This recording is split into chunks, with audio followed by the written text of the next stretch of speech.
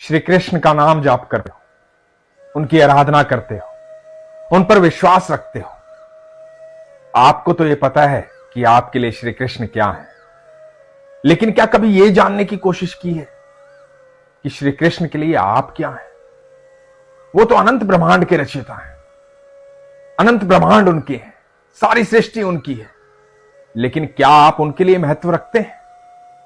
ये बात जानना चाहते हैं तो ये प्रसंग सुनिए।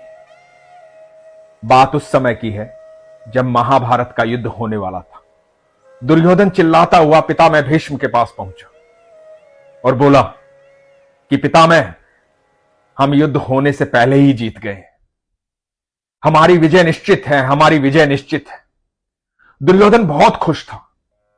पितामह भीष्म ने पूछा कि ऐसा क्या हुआ कि तुझे ऐसा लगता है कि हमारी जीत निश्चित है?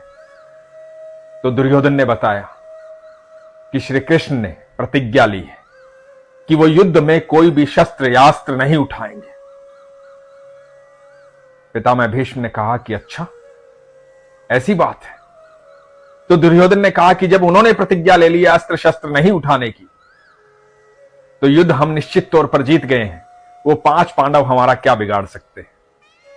पितामह भीष्म ने कहा कि मैं भी इसी क्षण प्रतिज्ञा लेता हूं कि मैं भी श्री कृष्ण से अस्त्र उठवाऊंगा। दुर्योधन यह सुनकर बड़ा हैरान हुआ कि ऐसी प्रतिज्ञा क्यों ली, और पितामह भीष्म के बारे में सब जानते हैं कि उनकी प्रतिज्ञाएं अखंड होती हैं, उन्हें कोई नहीं तोड़ सकता है। अब युद्ध शुरू हुआ। जब युद्ध शुरू हुआ तो काफी कौरवों के सैनिक मारे जा चुके थे। दुर्योधन चिंता में था, विचलित था, घबराया हुआ था, डरा हुआ था, और यह भी देख रहा था कि अब तक श्री कृष्ण ने अस्त्र नहीं उठाए, ना क्रोध दिखाया है। श्री कृष्ण तो अर्जुन के सारथी बने हुए बस मुस्कुरा रहे। दुर्योधन को गुस्सा आ रहा था अपने आप पर, अपनी सेना पर, सब कौरवों पर, कि सिर्फ 5 पांडव और हमारी इतनी बड़ी सेना, और फिर भी हमारे लोग मारे जा रहे हैं, उनको विजय प्राप्त हो रही है। क्रोध में बौखलाया हुआ था। उस बौखलाहट में जा पहुंचा पितामह भीष्म के पास। पितामह भीष्म को बोला कि मुझे लगता है कि आप उनकी तरफ हैं, इसलिए आप युद्ध नहीं कर रहे हैं। आप जिस चीज में सक्षम हैं वो सक्षमता दिखाई नहीं दे रही है। आपके सामने यहां कोई नहीं टिक सकता, लेकिन अब तक पूरे युद्ध में ऐसा दिखाई नहीं दिया है कि आप पांडवों को मारना चाहते हैं, आप उनका वध करना चाहते हैं। अब तक यह दिखाई नहीं दिया कि आप मेरे पक्ष में। दुर्योधन ने पितामह भीष्म को भड़काया। पितामह भीष्म को इस बात पर क्रोध आया। पितामह भीष्म ने सारा जीवन हस्तिनापुर को दिया था। कोई यह कहे कि उन्होंने विश्वासघात किया है तो वो कैसे सहन करेंगे? पितामह भीष्म को इतना क्रोध आया कि वो अपना रथ लेकर के अर्जुन की तरफ बढ़े। बौखलाए हुए थे, क्रोधित थे, अर्जुन की तरफ बढ़ते जा रहे थे, तीरों की बारिश करते हुए जा रहे थे। ऐसा लग रहा था आज युद्ध समाप्त हो जाएगा, सब कुछ तहस नहस हो जाएगा।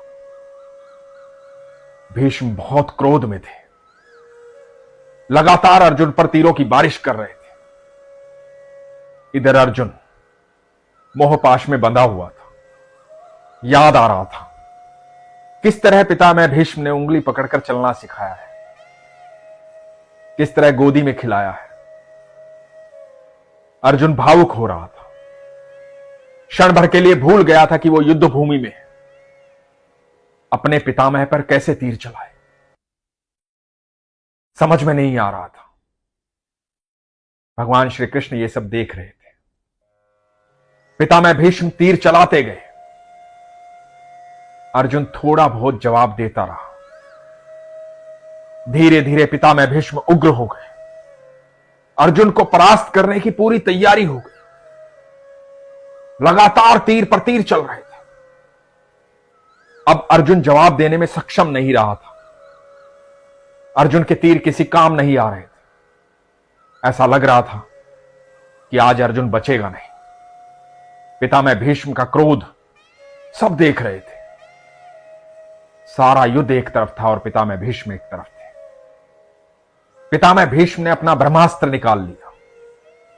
ब्रह्मास्त्र निकालने के बाद यह निश्चित हो गया था कि आज अर्जुन नहीं बचेगा, युद्ध यहीं समाप्त हो जाएगा। भगवान श्री कृष्ण से यह देखा नहीं जा रहा था किस तरह से अर्जुन परास्त हो रहा था। भगवान श्री कृष्ण ने एक रथ का पहिया उठाया और दौड़ पड़े पितामह भीष्म की तरफ। जैसे ही भगवान श्री कृष्ण ने रथ का पहिया उठाया, पितामह भीष्म की तरफ दौड़ने लगे। पितामह भीष्म ने अपने शस्त्र अस्त्र सब छोड़ दिए, रथ से नीचे उतर गए। भगवान से बोले कि आओ प्रभु, आओ आओ मेरे केशव, आओ, मुझे तो इसी क्षण का इंतजार था। आओ, मैं तो इस बात से अति प्रसन्न हूं कि आप मुझे मारने आ रहे हैं। आओ मेरे केशव, आओ। इधर जब पितामह भीष्म इस तरह से रथ से उतरे और केशव पितामह भीष्म की तरफ भागने लगे, तो अर्जुन से रहा नहीं गया। अर्जुन ने भागकर श्री कृष्ण के पैर पकड़ लिए। भगवान से कहा कि प्रभु, ये आप क्या कर रहे हैं? आपने प्रतिज्ञा ली है, आपने प्रतिज्ञा ली है कि आप कोई भी शस्त्र नहीं उठाएंगे, कोई भी अस्त्र नहीं उठाएंगे। आप मत जाइए, आप मत कीजिए ऐसा, आपकी प्रतिज्ञा टूट जाएगी। भगवान श्री कृष्ण ने अर्जुन की तरफ देखा, भगवान श्री कृष्ण ने पितामह भीष्म की तरफ देखा और भगवान श्री कृष्ण ने कहा कि मेरा कोई नियम नहीं, कोई प्रतिज्ञा नहीं। मेरे लिए सबसे पहले मेरा भक्त है, मेरे भक्त की प्रतिज्ञा है। एक तरफ भीष्म खड़े हैं जिन्होंने प्रतिज्ञा ली थी कि मैं कृष्ण से अस्त्र उठवाऊंगा, शस्त्र उठवाऊंगा। उनका प्रेम भी मेरे प्रति अगाढ़ है, मुझे उनकी प्रतिज्ञा भी पूरी करनी है। दूसरी तरफ तुम हो अर्जुन, तुमसे मैं अत्यधिक प्रेम करता हूं, तुम्हें इस दशा में देख नहीं सकता। तुम मोहों में बंध गए हो, अपना धर्म, अपना कर्तव्य भूल गए। पूरा भारतवर्ष, पूरा विश्व धर्म के साम्राज्य के इंतजार में है। सबकी आशा तुम हो। तुम युद्ध नहीं करोगे, तुम कमजोर पड़ जाओगे तो धर्म की स्थापना नहीं होगी। तो एक तरफ तुम मेरे प्रिय हो और दूसरी तरफ पितामह भीष्म। और जब मेरे भक्त मेरे सामने आते हैं तो मैं किसी प्रतिज्ञा, किसी नियम में बाध्य नहीं होता। मैं सारी प्रतिज्ञाएं तोड़ देता हूं, क्योंकि मेरे लिए सबसे पहले मेरा भक्त है, सबसे पहले उसका प्रेम है, सबसे पहले उसका विश्वास है। चाहे कुछ भी हो जाए, मैं अपने भक्त का विश्वास नहीं तोड़ता। उसका प्रेम सच्चा होना चाहिए। कहा भी गया है, प्रबल प्रेम के पाले पड़ के प्रभु को नियम बदलते देखा। अपना मान भले टल जाए, भक्त का मान ना टलते देखा। ऐसे हैं मेरे श्री कृष्ण। हम सब जानते हैं कि भगवान श्री कृष्ण हमारे लिए क्या है। आज ये भी जान लिया कि हम श्री कृष्ण के लिए क्या है।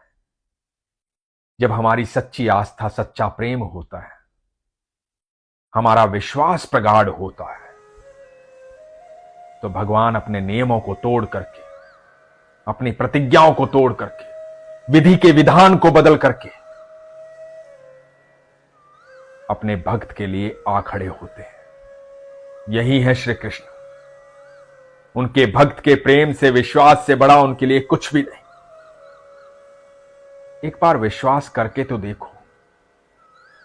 और जो लोग ये कहते हैं ना कि मैं बहुत पूजा करता हूं, बहुत पाठ करता हूं, बहुत नाम जप करता हूं, लेकिन मेरे जीवन में कुछ अच्छा नहीं हो रहा है, तो सच मानना उसे विश्वास है ही नहीं। कई लोग मुझे लिखते हैं कि मैं भगवान श्री कृष्ण की बहुत आराधना करता हूं, पर मुझे लगता है किसी ने कुछ करवा तो नहीं दिया। कहीं कोई तंत्र मंत्र तो नहीं है मेरे जीवन पर, इतने कष्ट क्यों है? जब आपको श्री कृष्ण पर इतना विश्वास है तो ये प्रश्न क्यों है, ये शंका क्यों है? किस लिए? किस लिए सोचते हो कि आपका वक्त कमजोर चल रहा है? वक्त कमजोर नहीं चल रहा है। आपके आज के दुख आपके सुख का कारण बनेंगे। निश्चित तौर पर आपका विश्वास मजबूत रखिए। जब आप विश्वास करते हैं ना, तो आपके पास प्रश्न नहीं होते हैं, शंका नहीं होती है। जब आपका ईश्वर पर विश्वास हो जाता है तो आप दुख को भी उसी तरह से आमंत्रित करते हैं जिस तरह से सुख को करते हैं। भगवान श्री कृष्ण कहते हैं, मेरा सबसे प्रिय वो है जिसे ना दुख विचलित करता है ना सुख विचलित करता है, जो ना सुख में इस बात का आभास करता है कि वो बहुत ज्यादा सुखी है इसलिए ज्यादा खुश हो जाए, ना दुख में इस बात की चिंता करता है कि वो दुखी है इसलिए दुखी हो जाए। जो समभाव में रहता है, स्वीकार्य भाव में रहता है, वो मेरे दिल में वास करता है।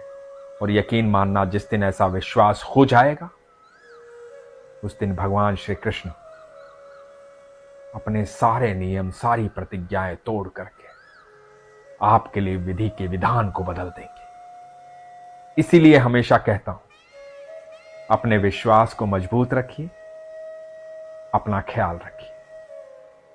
हरे कृष्ण।